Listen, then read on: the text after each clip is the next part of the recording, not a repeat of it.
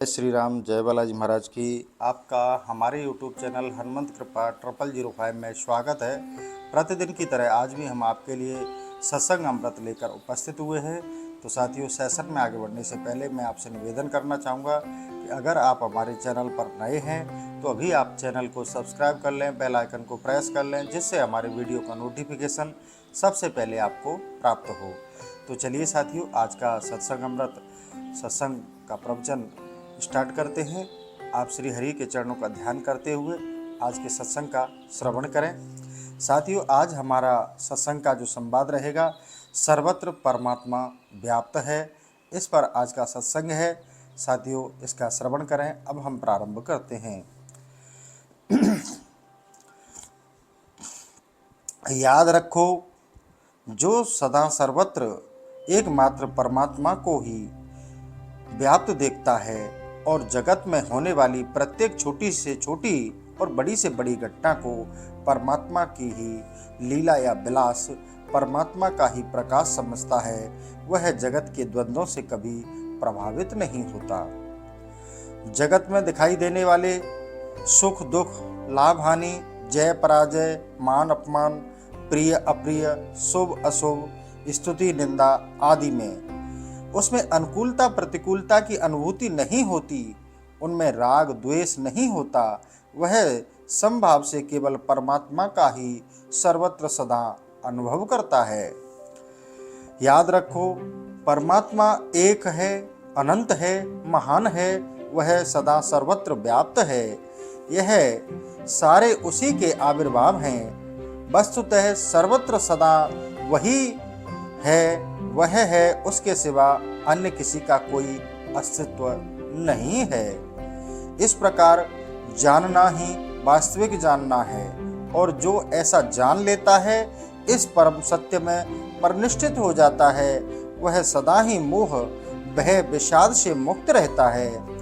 याद रखो, इस विक्षुब्ध परिवर्तनशील अनित्य असत प्रपंच रूपों में सदा शांत सम नित्य सत्य परमात्मा ही अभिव्यक्त है। महासागर की अनंत तरंगें जैसे प्रशांत महासागर ही हैं, उसी प्रकार यह सब परमात्मा ही स्वरूप है। तरंगों का स्वभाव ही उठना मिटना, इससे न तो महासागर की शांति में कोई बाधा पड़ती है, न उसके स्वरूप में ही कोई परिवर्तन होता है। इस प्रकार परमात्मा में दिखने वाला वह परिवर्तनशील प्रपंच परमात्म स्वरूप की सत्ता, चेतनता, आनंदमयता, क्षमता और एकता में कोई भी परिवर्तन नहीं लाता। इस तत्व का अनुभव करना ही परमात्मा के रूप स्वरूप को जानना है। याद रखो, जो परमात्मा के इस स्वरूप को जान लेता है, वह स्वयं परमात्म स्वरूप हो जाता है, क्योंकि वहाँ परमात्मा के अतिरिक्त अन्य किसी सत्ता की कल्पना ही नहीं रह जाती। याद रखो, इस प्रकार परमात्मा को जानने वाले तथा परमात्मा में स्थित पुरुष के व्यवहार काल में सब कार्य होते ही दिखने पर भी वह हर्ष उद्वेग से सदा मुक्त रहता है।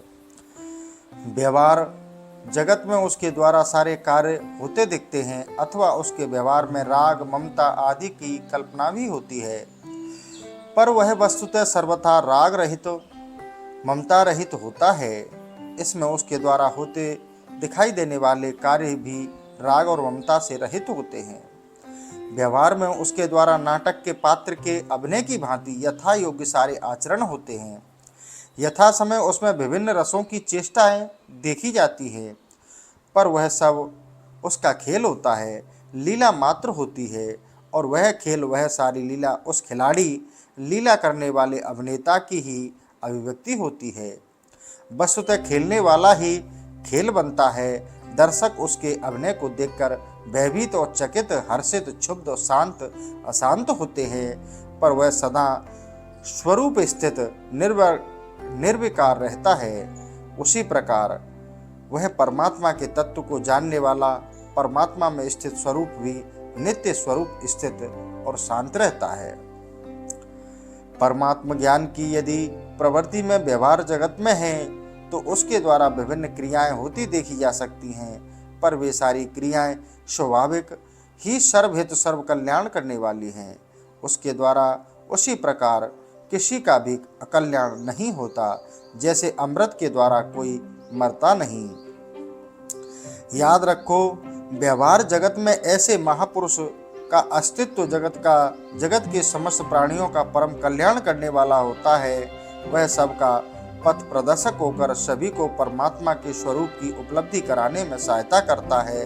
वह स्वयं से मुक्त होता ही है, अन्य अनेकों की मुक्ति का निमित्त बनता है।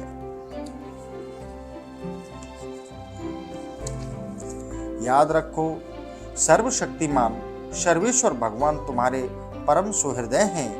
वे सदैव सर्वत्र स्वयं तुम्हारी सहायता के रूप में प्रस्तुत हैं। जब कभी तुम्हें मन में निराशा हो, तुम अपने को असहाय निराश्रय सबके द्वारा उपेक्षित अकेले समझने लगो, तब विश्वास पूर्वक उन अपने को भगवान को पुकारो।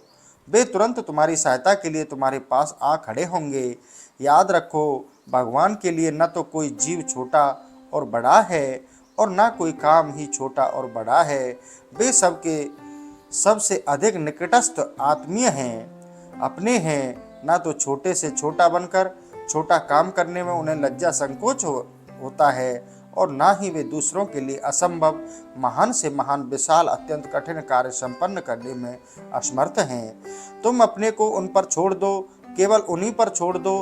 वे तुम्हारे सारे अभावों की पूर्ति कर देंगे या अभाव की अनुभूति ही पूर्ण रूप से समाप्त कर देंगे। तुम परम सुखी हो जाओगे। याद रखो, भगवान के लिए कुछ भी असंभव नहीं है। वे सर्वभावेन समर्थ हैं, और तुम अडिग तथा पूर्ण विश्वास के साथ अपने को सर्वतोभावेन उन पर छोड़ दो। तुम्हारे मार्ग के सारे अवरोध दूर हो जाएंगे, सारे बड़े से बड़े विघ्न हट जाएंगे, सारी कठिनाइयों के किले अनायास ही टूट जाएंगे। तुम्हें पाथे युक्त तथा सच्चे प्रिय संगी के सहित प्रशस्त पथ मिल जाएगा, और तुम बिना ही परिश्रम के सुखपूर्वक हंसते हंसते अपने लक्ष्य पर पहुंच जाओगे। भगवान तुम्हारी प्रत्येक परिस्थिति में और तुम्हारी प्रत्येक यथार्थ आवश्यकता के समय तुम्हारे सहज सहायक हैं। जब तुम दूसरों के सारे आश्रयों का त्याग करके उनके सौहार्द की ओर दृष्टिपात करोगे और अपना सारा योगक्षेम उन्हीं को मान लोगे, यदि सचमुच तुम ऐसा कर सकोगे, तो तुम देखोगे कि तुम्हारा हृदय अकस्मात हरा भरा हो जाएगा, ऊंचा उठ गया है, तुम्हारी निराशा नष्ट हो गई है, तुम्हें प्रत्यक्ष सहायता मिलने लगी है। तुम्हारे साथ एक कभी न हटने वाला, कभी साथ न छोड़ने वाला मित्र आ खड़ा हुआ है। तुम उपेक्षित नहीं हो, बड़ी प्रीति के साथ सादर पूर्वक तुम्हारी देख रेख की जा रही है, और एक कोई बरद हस्त सदा सर्वदा तुम्हारे अभय दान दे रहा है। तुम याद रखो, तुम भगवान पर विश्वास पूर्वक पूर्ण निर्भर नहीं करते, उनके नित्य अपनेपन दृढ़ विश्वास नहीं करते, उनकी सुधामयी शक्तिमयी सहज कृपा की ओर दृष्टिपात नहीं करते। इसी से अपने को असहाय निराश्रय और निराश पाते हो। इसी से भय चिंता विषाद के बादलों से घिरे रहते हो। इस संदेह भरी डावाडोल स्थिति से अपने को अलग कर लो, फिर देखोगे तुम्हारी प्रत्येक यथार्थ आवश्यकता के समय सर्वदाता भगवान तुम्हारे सहायक रूप में खड़े होंगे।